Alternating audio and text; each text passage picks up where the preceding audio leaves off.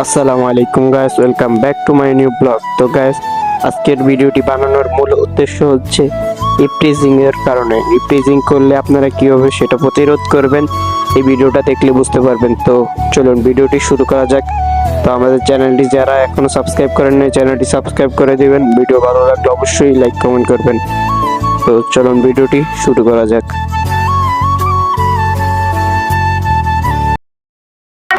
বলো না, আমি তোমায় ভালোবাসি।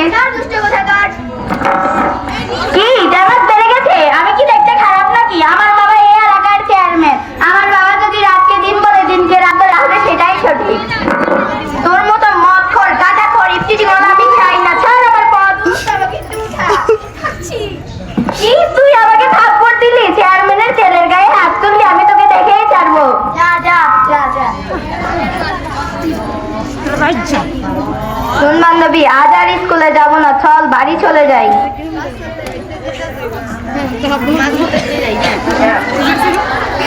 দুষ্ট কোকিল ডাকে রে কুকু কুকু কুকু, মনে বাঁশি বাজে রে কুকু কুকু। চুমকি, ও চুমকি, জি স্কুল যাবি না? আসছি। চল। রোজ রোজ ওই ছেলেটার ইপটিজিং এর কারণে পড়ালেখায় মন বসে না, মনটাও ভালো কাটে না। আমার সুন্দরী এসে গেছে, বাইকের চাবিটা রাখ। হাই সুন্দরী, কি খবর? আমার পথ ছাড়া আমার ভালো লাগে না। দোস্ত সুন্দরী ভাল লাগে না, চল একটা গান শোনাই। চুমকি চলেছে একা পথে, সঙ্গী হলে সুন্দরী গো রাগ করো না, রাগলে তোমায় লাগে আরো ভালো। ছাড় আমার পথ ছাড়, তোর নামে আমিও পুলিশের কাছে গিয়ে কমপ্লেইন করব। যা যা কর, আমিও দেখি চেয়ারম্যানের ছেলেকে কে কি করে। যা যা।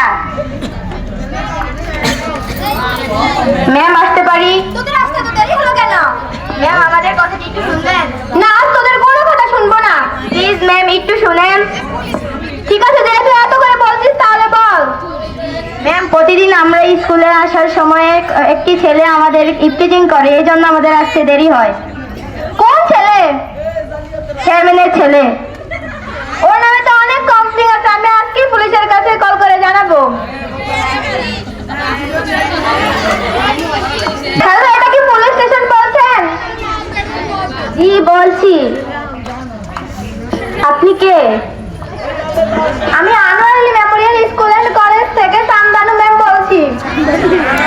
ও, আপনি কি জন্য কল করেছেন? আমাদের স্কুলের মেয়েদেরকে রোজ একটা ছেলে ইপটিজিং করে। কোন ছেলে? আমাদের গ্রামের চেয়ারম্যানের ছেলে। ওর নামে তো আমাদের কাছে অনেক কমপ্লেইন আছে। আপনি এর একটা সাহায্য করুন।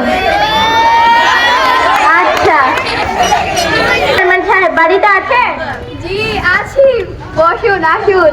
ছেলেকে আপনি খোঁজ খবর রাখেন? জি রাখি। দাঁড়ান দাঁড়ান দাঁড়ান, আমার লুঙ্গিটা পড়ে যাচ্ছে।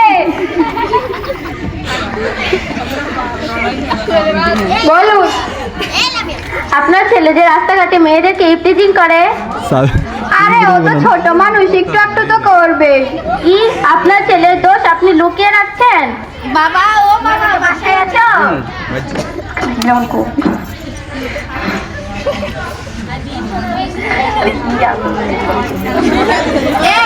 তুমি নাকি রাস্তাঘাটে সবাইকে ইপটিজিং করো?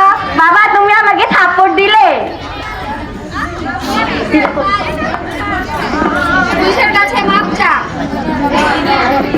আমাদেরকে এবারের মতো মাফ করে দেন, আমরা আর রাস্তাঘাটে মেয়েদেরকে ইপটিজিং করবো না। তাহলে শপথ করুন।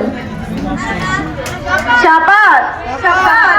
আমি শপথ করতেছি যে আমরা রাস্তাঘাটে মেয়েদের ইপটিজিং করবো না। যদি করি তাহলে রাষ্ট্রীয় আইন মেনে চলবো। রাষ্ট্রীয় আইন অনুযায়ী শাস্তি পাবো।